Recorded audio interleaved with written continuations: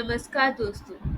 आज हम बात करेंगे सप्तम भाव की। सप्तम भाव विवाह, जीवन साथी, साझेदारी और सामाजिक तालमेल का भाव होता है।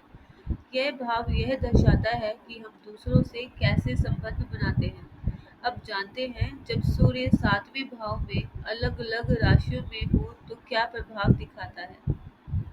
मेष एरीज में सूर्य जीवनसाथी पर वर्चस्व रखने की प्रवृत्ति रहती है। विवाह में लीडरशिप की भावना होती है, पर कभी कभी टकराव भी हो सकता है। वृषभ टॉरस में सूर्य पार्टनर से भावनात्मक स्थिरता मिलती है। संबंध मजबूत रहते हैं। जीवनसाथी आरामदायक और आकर्षक हो सकता है। मिथुन जेमिनी में सूर्य जीवनसाथी बुद्धिमान और संवाद में निपुण होता है। विवाह में बातचीत और समझदारी अहम होती है।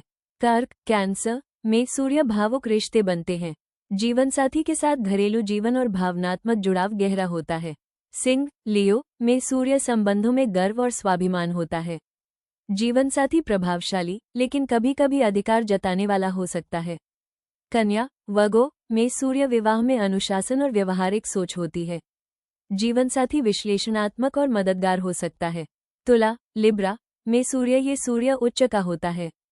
जीवनसाथी संतुलित, सुंदर और सामाजिक होता है।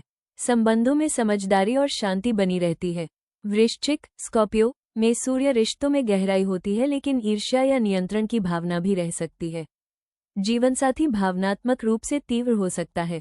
धनु सैजिटेरियस में सूर्य जीवनसाथी खुले विचारों वाला और धर्म या उच्च ज्ञान में रुचि रखने वाला होता है। विवाह में स्वतंत्रता जरूरी होती है। मकर कैप्रिकॉर्न में सूर्य व्यवहारिक, जिम्मेदार और स्थायी रिश्ते होते हैं। जीवनसाथी करियर ओरिएंटेड और अनुशासित हो सकता है। कुंभ एक्वेरियस में सूर्य रिश्तों में स्वतंत्रता और बराबरी की भावना होती है। जीवनसाथी प्रगतिशील सोच वाला और सामाजिक हो सकता है। मीन पाइसीज में सूर्य जीवनसाथी संवेदनशील, कलात्मक और सहानुभूतिपूर्ण होता है। संबंधों में भावना और सेवा का भाव होता है।